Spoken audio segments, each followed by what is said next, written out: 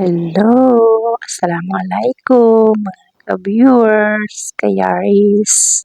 Pumunta pala sa supermarket ang aking asawa para bumili nito at napabili nga siya ng maraming tomato kasi nga mura daw yung halaga nito.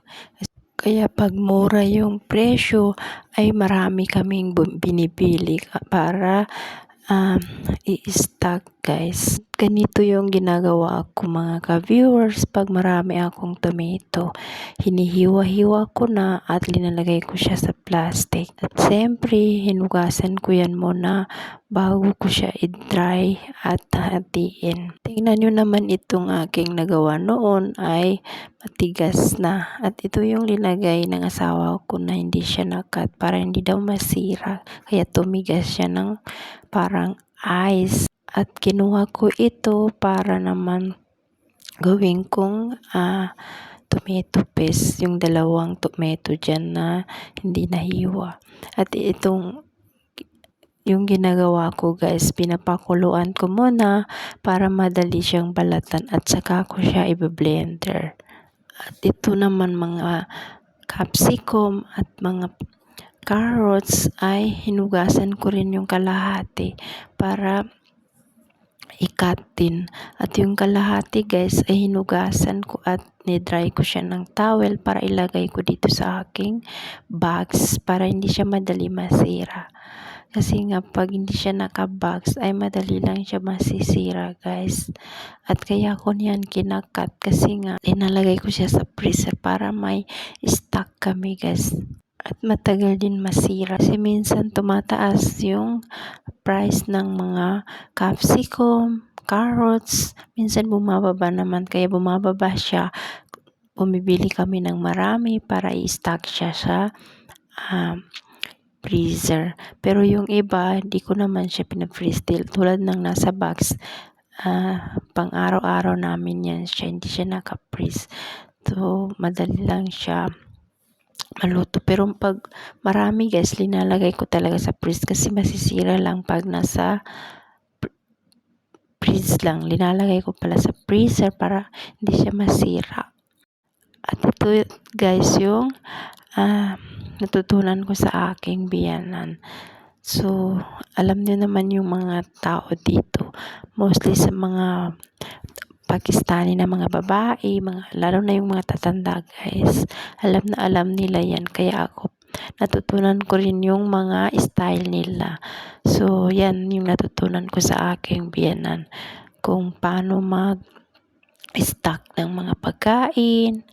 Ganyan tinatanggal ko yung buto at hinihiwa ko siya at ilalagay na sa plastic. Ilalagay ko na yan siya sa freeze. Sir, kasi nahugasan ko na yan siya bago ko siya i-cut. So, yan, tingnan nyo kung paano ko ginagawa ganyan. So, may mga plastic na akong binil ng asawa ko guys. So, ayan na yung aking pinakuluan. So, tanggalin ko na yung kanyang balat para ilagay siya sa yan, blender. So, madali lang yan sa i-blender. At linalagyan ko pala siya ng konting salt at konting oil. At pagkatapos guys, linalagay ko na yan siya sa aking lagayan. Lagayan ko yan ng ice cube. Pero,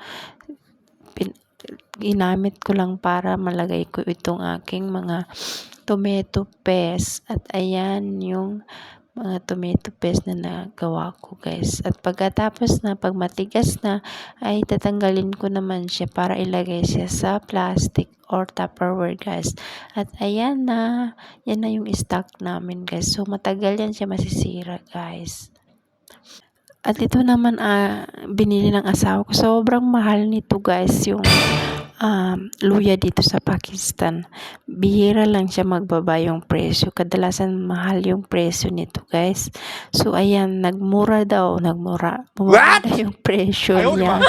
Kaya ang daming binili ng aking asawa guys. Kasi malapit na rin yung Eid al-Adha guys. So yan, ang daming binili ng asawa ko. Ewan ko ilang kilo yan siya.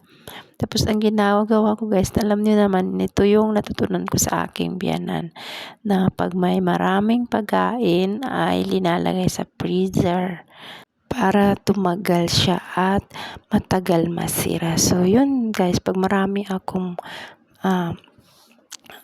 mga pagkain or mga hindi naman prutas, mga vegetable, ay ganyan yung ginagawa ko. Ginagaya ko na lang yung aking biyanan para naman matagal-tagal na rin namin magkain guys or magamit. So ayan, madali lang naman siya i-blender. Hindi ko na ginamit yung binabayo guys, parang ewan ko nung parang ginagawang paste. Tapos meron din kami ganun, pero mas mabilis itong ganito guys, yung blender lang kaysa ganun. Kaya ito yung ginamit ko ka-viewers, kasi mas mabilis ito gamitin at hindi ka pa mahihirapan. So ang ginagawa ko ay pinapaliit ko muna yung luya, kinakat ko siya para kasi malalaki siya guys. So tingnan nyo, ganyan yung kinalabasan guys. Pwede na yan ilagay sa freezer. So pangalawang gawa ko na pala ito guys. So meron na ako na stock last day na tinapos ko lang para may space ako sa aking fridge at mailagay na rin sa freezer too. Bye!